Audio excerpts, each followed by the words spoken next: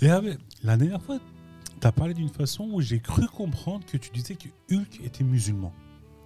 Alors, ce n'est pas aussi simple que ça, et je vais vous l'expliquer. Passons à la vidéo.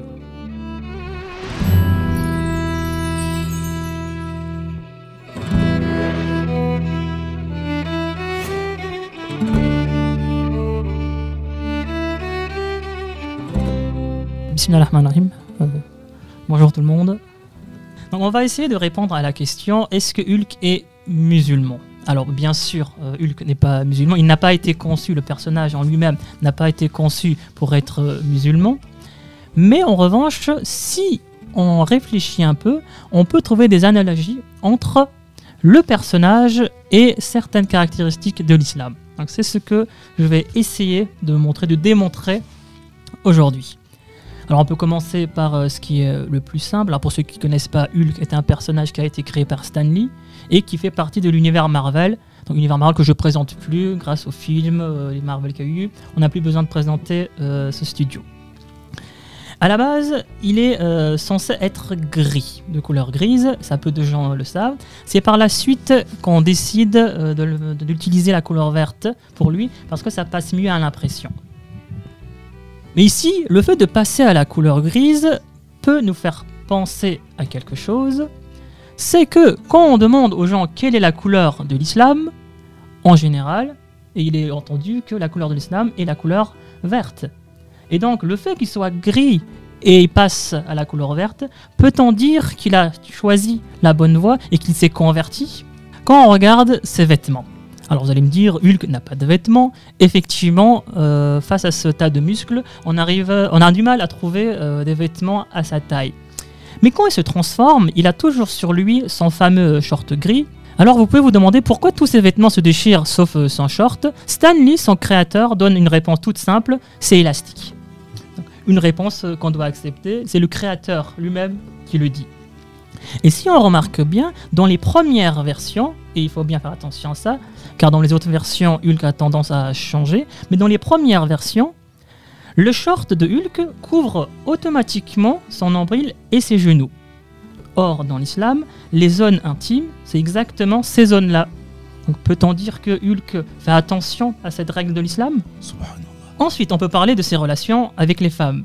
Alors bien sûr, Hulk a eu plusieurs liaisons avec des femmes, mais quand on s'intéresse à ces liaisons, à ces relations avec les femmes, on remarque quelque chose. Quand on lit les bandes dessinées, quand on regarde aussi les séries animées, en général, le mot petit ami n'apparaît pas. Mais en revanche, ce sont les mots fiancé et épouse qui vont apparaître. On peut donc citer surtout 3 noms. Donc, sa première fiancée qui est Betty Ross, qui est en même temps aussi son assistante dans les bandes dessinées, qui par la suite deviendra son épouse. Donc par la suite, si on va dans les univers parallèles, Hulk fera la rencontre d'un personnage féminin, Jarella, qui est la reine de son monde. Et là encore, le mot fiancé apparaîtra. Et si on va, un dernier exemple, si on va dans le saga Planète Hulk, on va voir qu'il va encore une fois avoir une liaison avec un personnage qui se nomme Kaira. Et à la fin de l'épisode, à la fin de la bande dessinée, lorsqu'on lui demande quand Hulk va devenir le roi de cette planète, parce qu'il devient le roi de la planète, il sauve la population de la planète, on lui demandera que la tradition veut qu'il a besoin d'un garde du corps.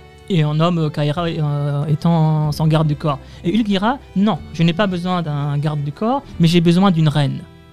Et Hulk, par la suite, peu de temps après, l'épousera. Donc ce qu'on voit ici, c'est que dans les relations avec les femmes de Hulk, il ne sort pas en dehors de ce qui est illicite. Il va toujours avoir des relations licites. Soit des fiancés, donc tout le monde le sait, et des épouses, et quasiment jamais de petits amis. Passez un peu à son caractère. Alors en général, ceux qui ne connaissent pas Hulk vont avoir tendance à dire que c'est juste un monstre vert qui se transforme et qui casse tout. Mais c'est un peu plus compliqué que ça, ce n'est pas aussi simple que ça. Dans le caractère, Hulk, quand on le voit, c'est un personnage, c'est un héros qui, à chaque fois qu'il va être mis au tapis, parce que ça lui arrive d'être au tapis, parce qu'en général, Hulk étant un personnage très puissant, ses adversaires aussi sont très puissants. Donc il lui arrive plusieurs fois de tomber par terre, car il a le désavantage. Mais il se relèvera toujours.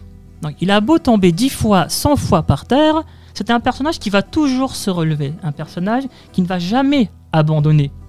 Et ça, on peut faire ressembler ce caractère à un caractère d'un musulman qui n'est pas censé connaître le désespoir. Peu importe ce qui arrive à un musulman, peu importe ce qui lui arrive, peu importe ce qu'on lui fait, il se relèvera toujours. Il se relèvera toujours plus fort. Car dans l'islam, en tant que musulman, il n'y a pas la place au désespoir. Tout comme Hulk qui se relève sans cesse et n'abandonne jamais.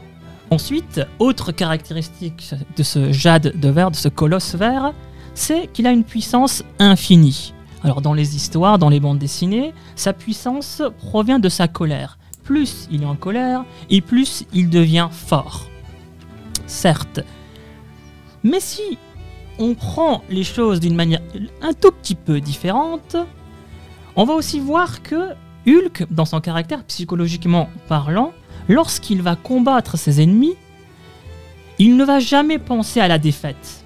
Dans sa façon de voir les choses, il ne peut pas perdre.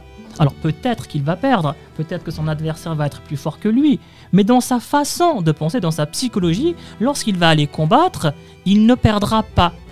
Donc il a une foi immense dans ses victoires, dans sa victoire. Et ce caractère-là, on peut le lier à cette célèbre citation de Bediüzzaman qui dit « Celui qui possède la vraie foi peut défier l'univers ». Et c'est exactement ce que Hulk fait. Puisqu'il a une foi inébranlable dans sa victoire, rien n'arrive à le vaincre et peu importe les dangers, il trouvera la solution. Peu importe la puissance de son adversaire, il trouvera un moyen pour le surpasser. Du coup, on peut dire que Hulk n'est pas musulman, mais il a les caractéristiques d'un shakir. Exactement, Hulk n'est pas musulman, mais il a les caractéristiques d'un shakir, d'un musulman. Donc si vous avez aimé cette vidéo, n'oubliez pas de liker, commenter, partager. Et si vous avez aimé le procédé, si vous avez aimé l'expérience, qui sait, on pourra peut-être faire d'autres vidéos sur le même thème en disant « Et tu savais qu'un tel est musulman ?»